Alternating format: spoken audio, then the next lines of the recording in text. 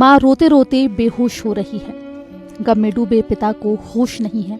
हर तरफ मातम पसरा हुआ है। हर कोई गमगीन है। शिलांग से जब राजा का शव उनके घर पर आया तो चारों तरफ माहौल गमगीन हो गया। घर वाले चीख पुकार करने लगे। पड़ोसी घर वालों को चुप कराने में लगे हैं, लेकिन राजा की याद में घर वाले बेहोश होते जा रहे थे।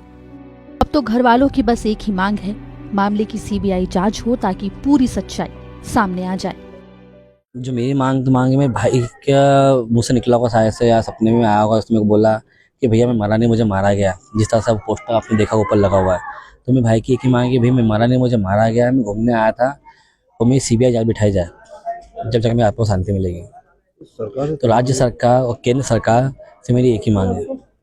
सरकार लगातार जो प्रयास भी कर रही थी, लेकिन आज इस हालत में हुआ घटना, उसके लिए आप क्या मैं सरकार तो अच्छे से प्रयास में लगी हुई है, लेकिन जो काम हो रहा ना सर, जो जैसे इतनी धीरे धीरे 10-11 बार बॉडी मिली है, तो वो हिसाब से तो सब मेरे को थोड़ा सा वो है। लेकिन सरकार से कोई ये नहीं बोला नेगेटिव हो रहा, सरकार की तरफ से सपोर्ट मिला है। अब मेरे को बस सीबीआई की मांग मिल गई तो मेरे भाई के साथ जो गलत हुआ वो अच्छा हो जाएगा, उसके आत्मा शांति मिल जाएगी। फिलहाल राजा रघुवंशी का अंतिम संस्कार हो चुका है, लेकिन अब परिवार वाले इंसाफ मांग रहे हैं और अपनी बहू सोनम की सलामती की दुआ भी कर रहे हैं। आपको बता दें, 10 मई को राजा रघुवंशी की शादी सोनम रघुवंशी के साथ धूमधाम से संपन्न हुई थी।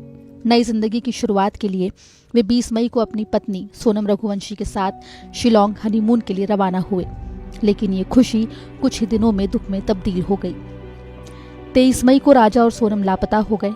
मेघालय पुलिस ने शुरू में तो इस पूरे मामले में लापरवाही बरती, लेकिन जब सियासी दबाव बढ़ा तो रेस्क्यू अभियान शुरू किया गया, जिसके बाद 3 जून को राजा का शव मिला।